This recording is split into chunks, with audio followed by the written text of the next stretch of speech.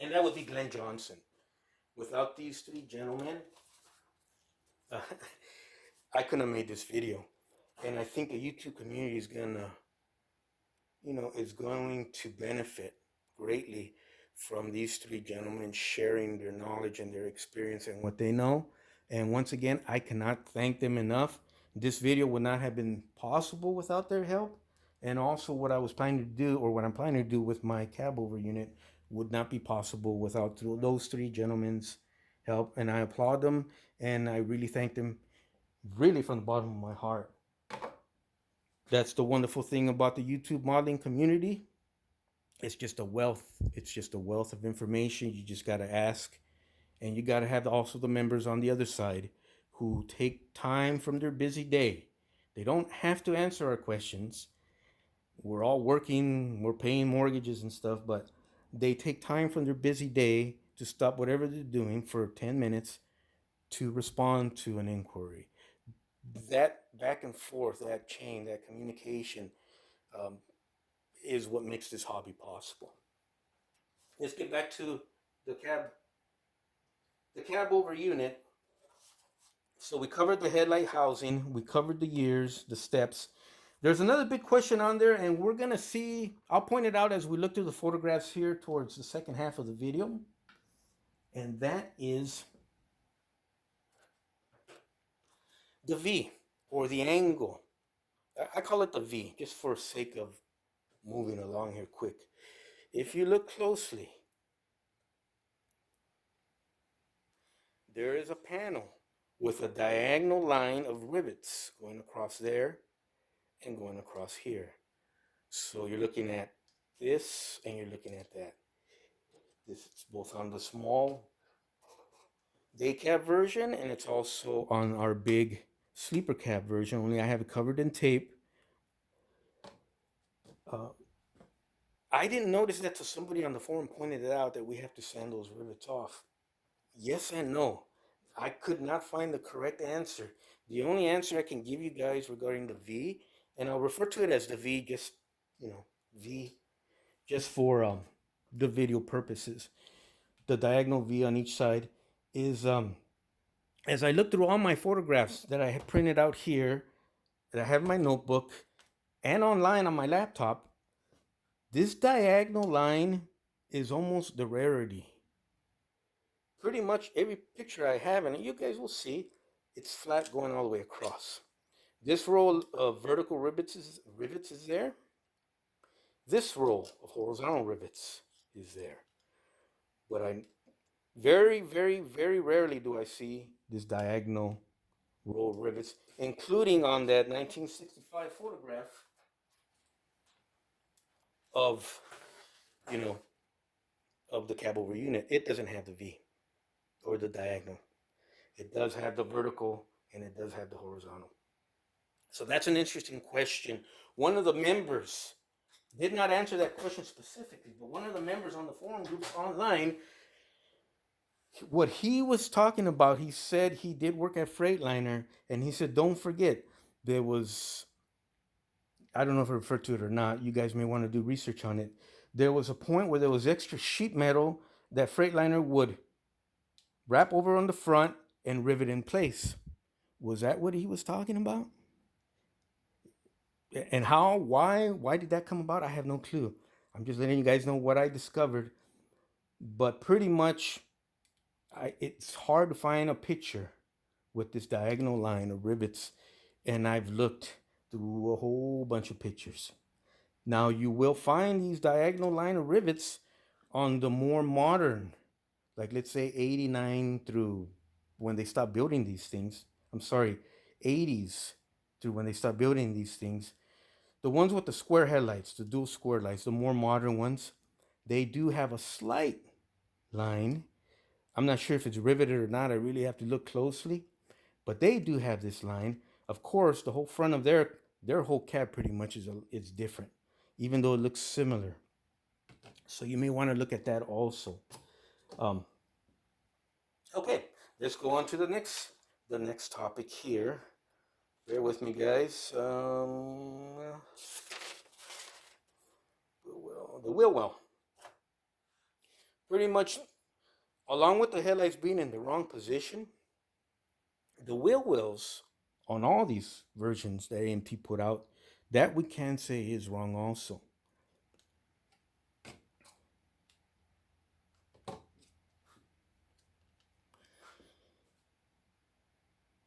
The wheel well here should come flat across the top. How much of a distance, you probably have to look at photographs carefully and do your own homework, your own research. After it does get into its curved radius, but on the particular AMT model, it just drops straight down. And I've always said in my last video, I did it also, it gives the model a very compressed look to it. It's like a point that would tear into the tire. And I've mentioned that if you're a car modeler, any type of car modeler, a car fan, or you work on cars, anybody that would see this going down the road, going down the highway, would look at that and say, that's kind of odd, because it just looks odd. In the photographs we're all going to see, and you guys have seen on your own, this wheel well, this curvature, this radius continues. It doesn't drop straight down, but rather continues to the very point of the rounded corner on the AMT cab over units. So that's one thing you want to clean up, so your wheel has, space to do this. So the headlight and the wheel well kind of are off, not kind of, but they are off. But you also notice they're on both on the same in the same quadrant to the headlight. So maybe it was a dye issue. We don't know, but you want to correct your headlight, and you definitely want to correct that radius so it comes out to the peak of the curved fender. And this would be wrong, and you could tell it once your model is done. You have that bite. Of course, I'm squishing the wheel all the way to the top, but it looks odd even if I put it down here. Something to think about. It's just stuff I have come across. There is no right or wrong, and pretty much, I'm I'm I'm humbly and respectfully just pointing out what I have uncovered, and I'm not going to badmouth the product anymore. And there are options where you can build it straight out of the box. I'm going to keep repeating this, guys. I'm sorry. You can build it straight out of the box. It would be correct. You can correct the little errors. It would be correct. Or you can find a photograph of the model you want to copy or build off that photograph and modify to your heart's content, and that would be correct. There is no wrong way. Was AMT way ahead of their time? Perhaps.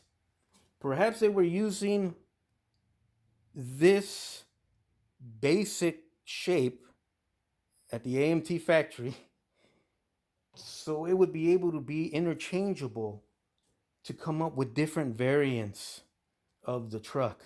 There's real long cabs, there's the cab we have, there's this day cab, there may even be a shorter one than this. Was AMT willing to sacrifice in detail so they would have an interchangeable basic die to do all sorts of different variants for future sales? That's possible also. We'll never know unless we have someone here from AMT sitting with us, and someone here from Freightliner sitting with us. Then probably we'll get the better answers.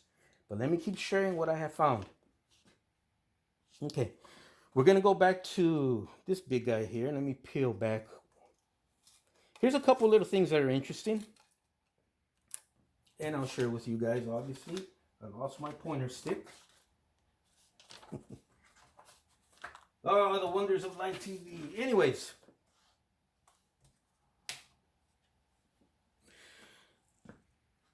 did the Freightliner cab units come with 1 rib, 2 ribs, or 3 ribs on the door? The answer, based on photographs that I could hardly tell, but sometimes there's the shadows hitting it just right and you can, is that if it came with 3, it was actually what I would call, it would be incorrect, but for sake of verbiage, I call it a 2.5, because this rib here, the first one, is in the correct position. compared to the real one. This second rib up here is also in the correct position compared to the real one.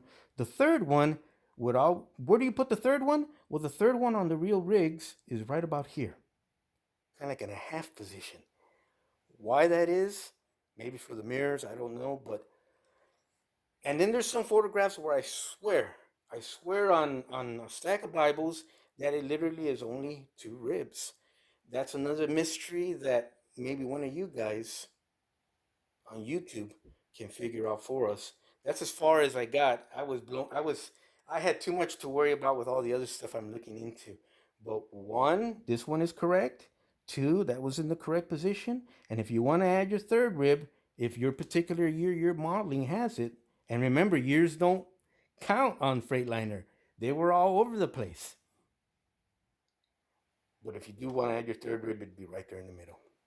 Is it a full long length rib like this? I couldn't really tell from the photographs, but we'll let someone else answer that question at another time. I'm unable to. I'm just going to point that one out to you. Another question that was posed to me and I looked into and I couldn't answer was this box step. AMT provided us with the box step, which is basically a box with an opening where the driver would put his foot in so he could get into and out of the cab. Some units don't have a box step at all. The wheel well comes all the way up and they'll have a strap down here. Now those are not mostly those are earlier rigs, like maybe from the 60s, maybe late 50s. But actually no, I've seen that in photographs of later rigs going into the 70s. Remember, you as the buyer had the option to order this thing and AM Freightliner would accommodate you to make that sale. And if it was the year 1979 and you were used to no box step and a strap, and that's the way you wanted it ordered, they'd get it to you that way.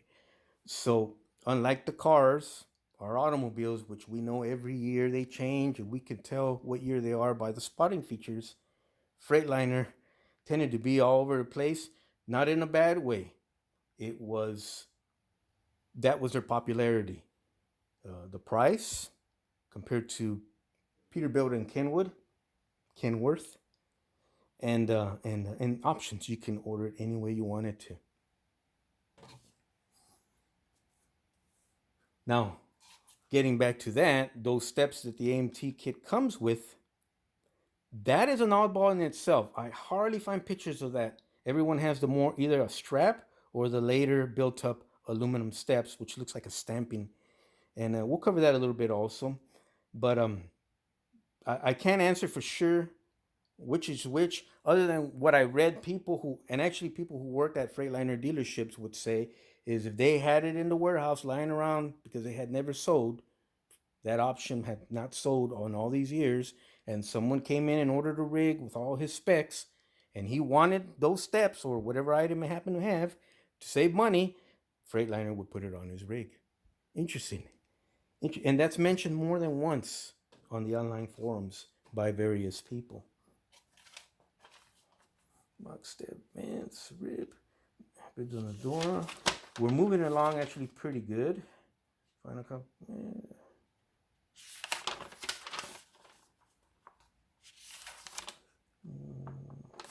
Bear with me, guys. I'm going through all my notes. Here's a quick question. It was unrelated, but I came across it and I want to answer it since I did come across it. Many people have asked, what is that big square box on top of the motor that AMT offers? I guess you know where the carburetor is, or the top of the engine where this would sit on the cab over kits. What is that big box? This barely has rivets along the end, and that's pretty much all the detail it has on the top. So I've seen that question asked many, many times, and I do have an answer for you guys. Bear with me while I look it up. I'm referring to my binder notebook here. This is interesting. I'm going to put this on the table. I'm going to zoom into this, guys.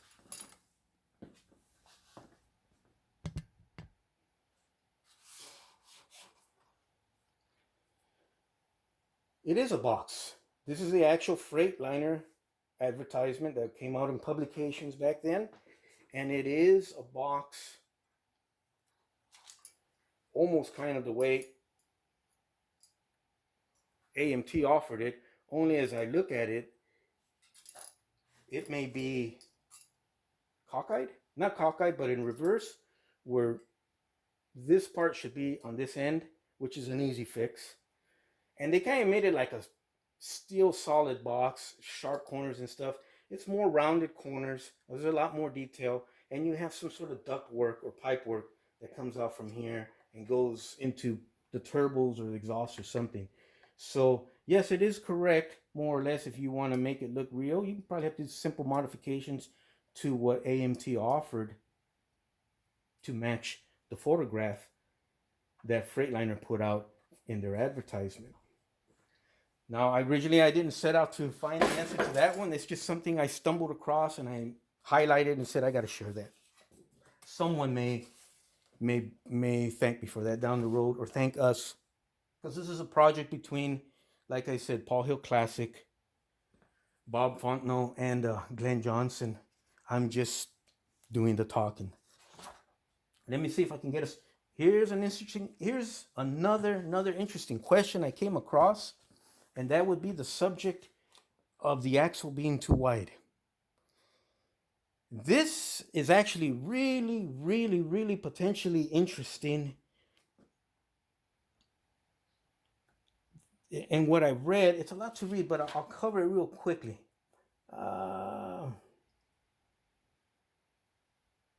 Okay, the front axle series, the center point steering. Notice how the hub. This is a gentleman who was in the know, is answering. The steering knuckle kingpins are further into the flywheel. Let me see, into the wheel and reduce steering effort. I guess this was some sort of, and he refers to it as, it's kind of a poor man's power steering. Not very common for general freight applications. So the wide axle, is it because, was there only one axle size from AMT? I don't know. Were there two axle sizes for the 71 stretch cab and a more narrow one for the 61 series iCab? We don't know because AMT only gave us one long or wide axle, which modders have to cut down to get the wheels to fit under the cab walls here. Or was it more forward thinking on AMT's side? Because if down the road they offered the stretch cab, the wider version, they already have the axle to fit under it for the correct width.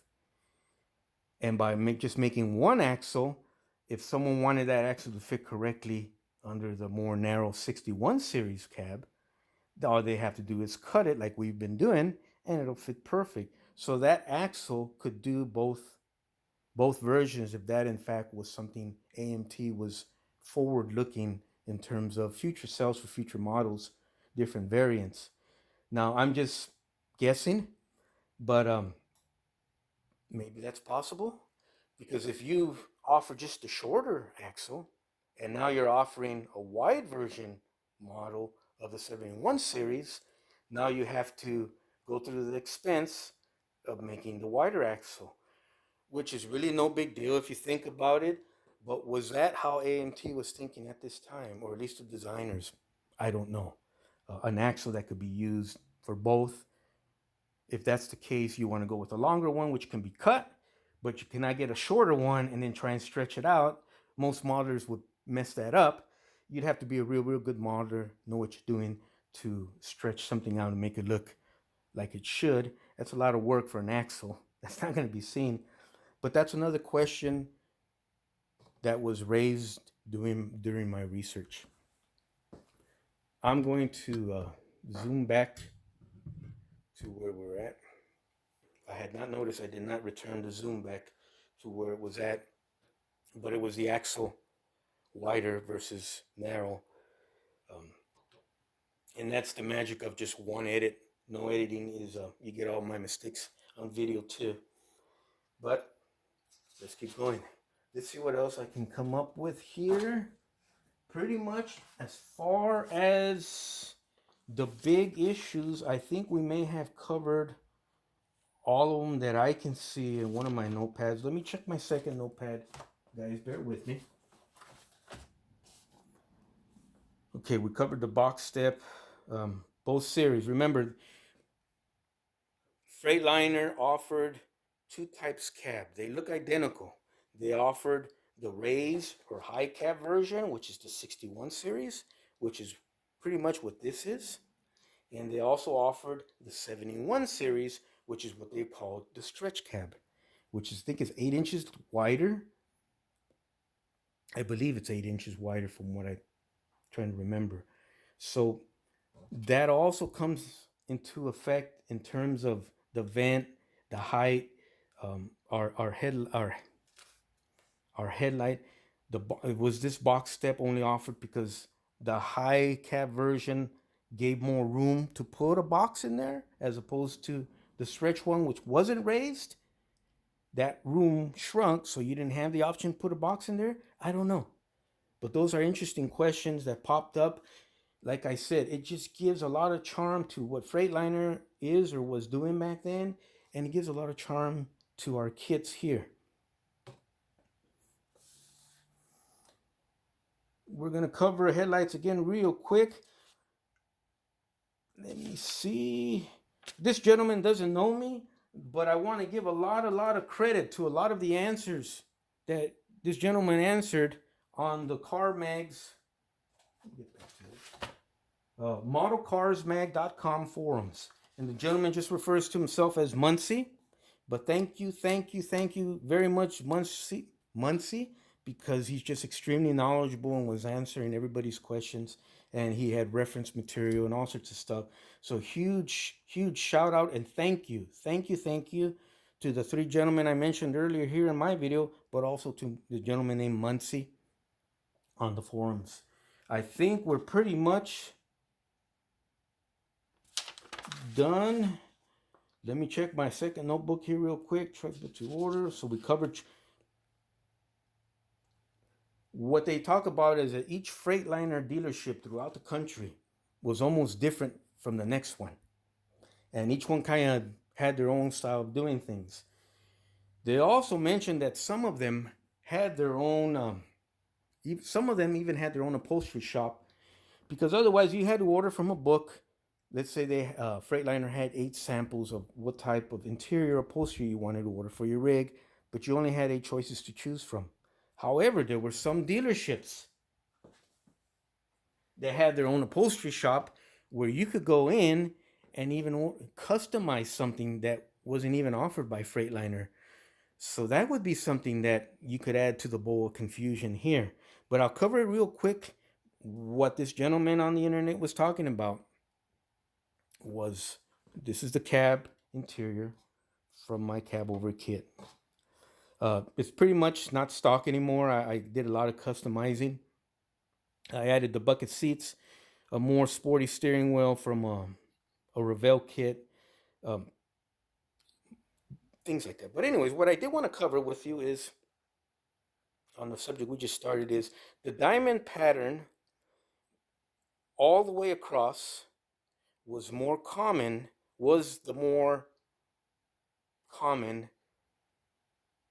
pretty much across the board than the AMT version that has that centerpiece with the big C on it. He said what that was known as the Brahm edition, and it wasn't offered in every Freightliner dealership, and it was only offered, I think, 1 year, and it was very rare for someone to order it because you couldn't custom order it. It would only come on their top of the line model, and it was a top of the line model that actually came from Freightliner. He said, with a clear steering wheel with metallic, flakes in it. So very groovy from the psychedelic era of the 60s. Freightliner would offer the Brahm edition with that C on their certain top of the line model, and it also came from Freightliner with a clear steering wheel with metal flakes sprinkled in. That's weird. Um, I'm just repeating what I saw. Do your own research. But another thing that makes both the real Freightliner and our kit have a lot of character and charm. And it's a lot of fun researching this thing. I think we're pretty much done with what we covered. Oh, real quick, two types of emblems. The more earlier Freightliners had this big box here with the Freightliner across. As the years went by, either that emblem got smaller or this big box disappeared altogether and it was just the emblem up here by itself.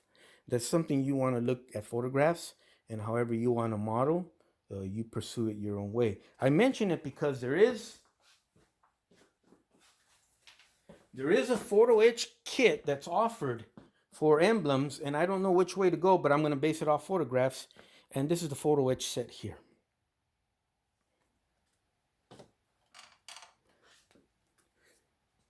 So it comes with different type Freightliner sizes. It has I guess it's an eagle. You could put on your mud flaps and stuff like that. You're probably not going to use most of this stuff in here, but I'm going to try and use at least as much as I can, if I can find a photograph where I can pull this off. But if I have to change emblems to match the particular photograph I'm going to model, then at least I'm prepared to do that here. And I just wanted to mention that to you guys, the different size emblems for the front here that varied. Once again, you can't say a particular year. It's a span of years and from model to model, and depending what the customer ordered. Was the emblem part of that package where you could order your own emblem? I don't know, but perhaps someone who worked at Freightliner or one of the more knowledgeable modelers here on the forums or on Facebook could answer that question. I cannot. I can just point it out to you guys.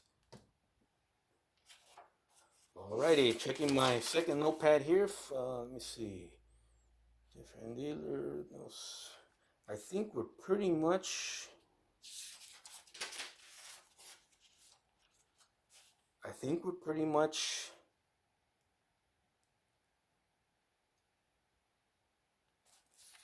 Okay. We're pretty much done talking or covering the different details, whether they're right or wrong, or possibly right or wrong, the different little options that came with the models, the kit, what needs to be changed, what may not need to be changed. So what we're going to do right now, guys, we're going to do a little kind of the science teacher, cool science teacher type thing I've been referring to, is I'm going to share with you guys several pictures of real rigs and point out the different spotting features. I had to do this to become familiar, to familiarize myself with the different things that the guys on the forums were talking about. Once I did it, I was glad I did it, because now if I see a Freightliner going down the road, an older one, I can spot the different features and kind of guess the era it was from. You guys can bell if you want here, but hopefully it'll be interesting to you. What I am going to do is I'm going to zoom the camera in for a tight shot. Bear with me while I move the tripod around.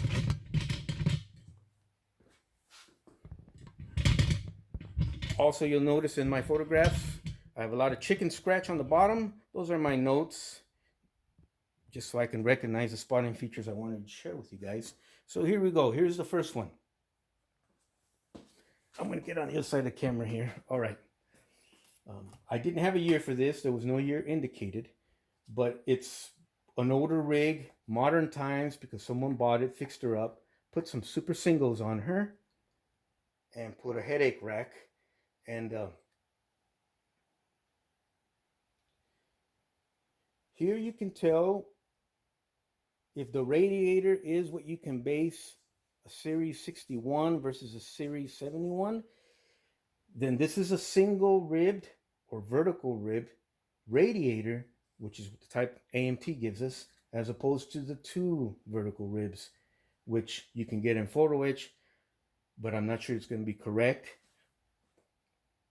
Also, there is no V or diagonal pattern of rivets here, like mentioned earlier. Let me see what else we got. Also, let me come on the other side of the camera here real quick. Let me just stay on this side. Your headlight setup on this particular rig